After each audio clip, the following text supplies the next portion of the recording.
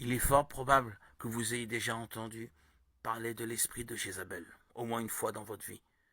Mais la grande majorité des gens croient qu'il est lié uniquement au péché de la prostitution et de la perversion.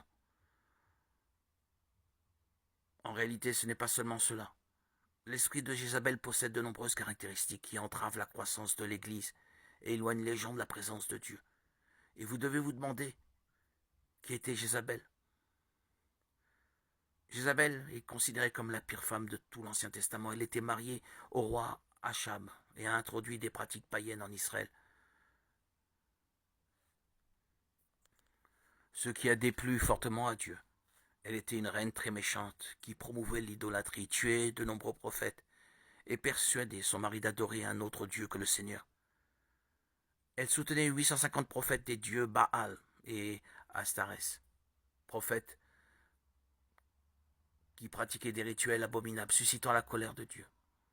Le mal qui habitait dans le cœur de Jézabel était si grand, si fort,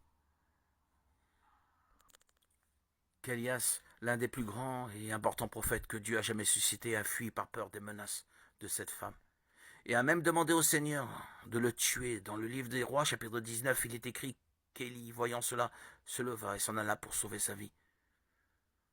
Il arriva à Beersheba qui appartient à Juda, et il laissa son serviteur pour lui. Il alla dans le désert où, après une journée de marche, il s'assit sous un genêt et demanda la mort en disant: c'est assez maintenant, Éternel, prends mon âme, car je ne suis pas meilleur que mes pères.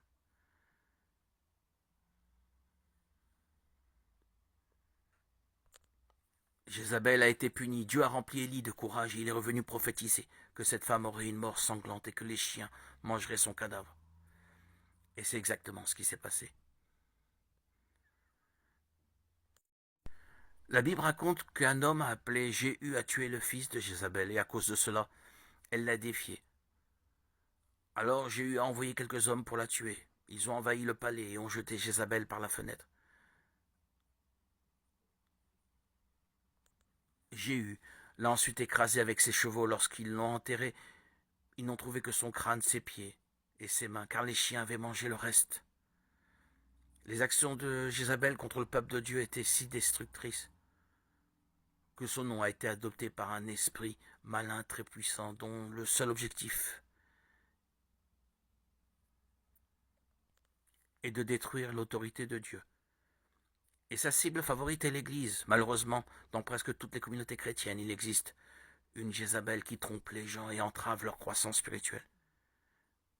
Et Dieu veut nous utiliser pour vaincre cet esprit malin afin que son peuple puisse être béni. Mais comment savoir si l'esprit de Jézabel habite parmi nous?